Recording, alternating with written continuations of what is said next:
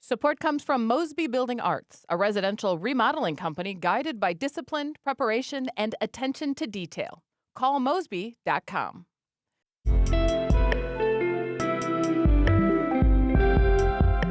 From the St. Louis Public Radio Newsroom, this is The Gateway. It's Wednesday, February 11th. I'm Jonathan Ahl, in for Abby Larico. A Florissant resident recently set a new world record. He correctly identified 34 pro wrestling theme songs in just 60 seconds. And I don't know every single theme there is, but I know like a good chunk. I'd say like 80% or so. Like I know a lot of themes from, since like the 80s. Coming up on The Gateway, St. Louis Public Radio's Jason Rosenbaum talks with Paul Morad about why pro wrestling entrance music strikes an emotional chord with fans. Missouri Republicans are attempting a do-over with a law that would give the Secretary of State more authority over ballot summaries. That's after it was tossed out by the state Supreme Court last month. As St. Louis Public Radio's Sarah Kellogg reports, the new bill does not include the language cited by the Supreme Court that caused it to be overturned. Last year, lawmakers passed a bill that allowed the Attorney General to challenge preliminary injunctions against state laws or constitutional provisions.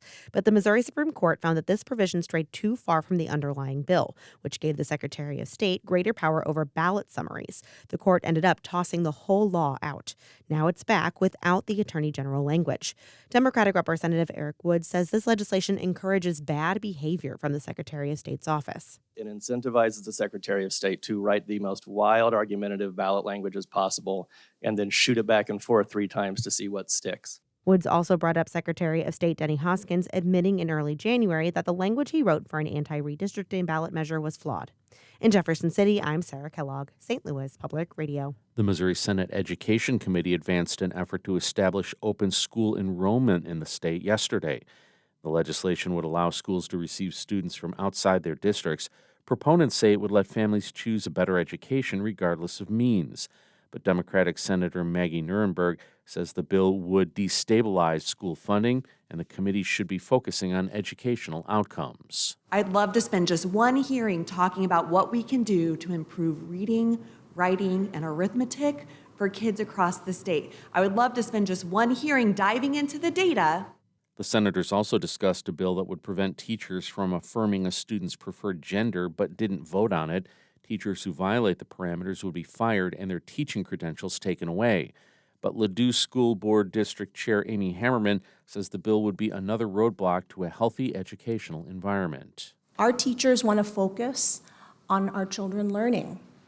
They don't want to focus on policing what the students are wearing and what their names are. Other opponents say the bill would stop transgender youth from expressing themselves, leading to mental health concerns. The bill's sponsor, Green Valley Republican Senator Joe Nicola, says the current system lets schools keep secrets from parents. If passed, the bill would extend into new areas the state's attempts to block gender-affirming support for minors.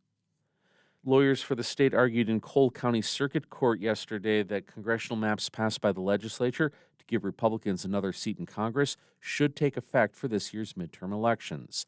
That's despite a petition to put the new maps to a statewide referendum. Attorneys representing the state told Judge Brian Stumpy that the maps should take effect until the Secretary of State has certified the signatures, a process that could take months. Lawyers representing the ACLU and a group of Missouri voters argued the gerrymandered maps should be suspended while the petition process plays out. Both parties agree the case has urgency, as the decision could determine which maps are in place for November's midterm elections. The judge is expected to issue a ruling next week. While Darren Bailey may be one of the most well-known Illinois Republicans, he lost to Democratic Governor J.B. Pritzker by 12 percentage points in 2022. He's hoping to challenge Pritzker again, but first he'll need to win the Republican primary in March. St. Louis Public Radio's Will Bauer spoke with Bailey on the Politically Speaking podcast. After the 2022 loss, some Republicans are asking why they should nominate Bailey again in 2026. The Xenia Farmer says Republicans will need to unify around a candidate in order to beat Pritzker. 60% of Republican voters in 2022 chose me over, 5 other candidates. The problem was everybody had fought so hard that after that race, everybody packed their stuff up and went home. So there was no unified effort thereafter. Before running in 2022, Bailey served one term in the Illinois State House and State Senate.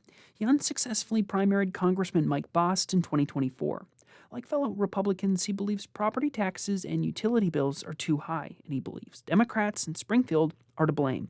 I'm Will Bauer, St. Louis Public Radio. To hear the full interview, find Politically Speaking on stlpr.org or wherever you get your podcasts, like this one.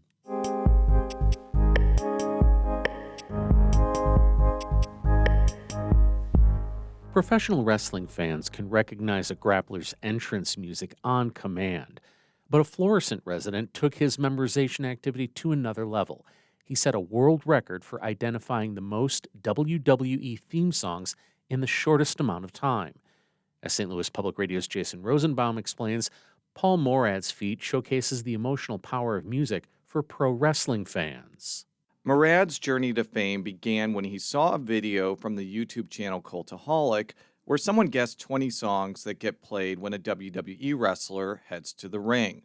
He says he knew he could surpass that number. And I don't know every single theme there is, but I know like a good chunk. I'd say like 80% or so. Like I know a lot of themes from, since like the 80s. So about a year ago, Murad went to the city of Florissant's James Egan Center, and he successfully guessed 35 theme songs in 60 seconds. As you can hear from the video of the world record, Murad took less than a second to guess some of the songs. LA Knight, The Big Show, Gangrel, Nation Domination, Kevin Owens, The Beach Street Posse, Rey Mysterio. Murad's world record is impressive, really impressive, but it's not surprising. That's because professional wrestling thrives on repetitive spectacle. In, say, a 10-year span, a wrestler may showcase the same pose or finishing move hundreds of times to captivated audiences. And that means their entrance music becomes an integral part of their identity. Murad pointed out that entrance music can also punctuate a truly historic moment, like when Chris Jericho debuted in the WWE back in 1999. Kind of knew, he left WCW and you knew it was going to happen. But it was a cool moment, I'd say, especially him coming out to confront The Rock and really cut, promo on him. And I think that was great. While he appreciates Y2J's entrance music, Murad selected the New World Order's theme song as his favorite.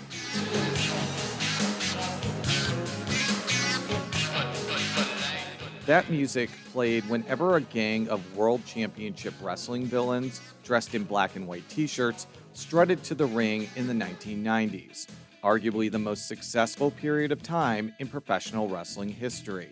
Kevin Nash, Scott Hall, those are kind of one of my favorite guys back in the day, and making the NWO, it changed wrestling. If it wasn't for NWO, we wouldn't have the boom period, and everybody wouldn't have followed. The Attitude Era and all that Monday Night Wars, that was peak wrestling. In any case, Murad says that he's received a ton of positive feedback about his record-breaking accomplishment. And he's also heard from people who are pretty confident that they could best him in guessing WWE themes really, really, really fast. One guy said he can get 100 in a minute. I was laughing. I said, well, go for it. I said, if anyone could do it, do it. I'd like to see, but 100, I don't think that's possible.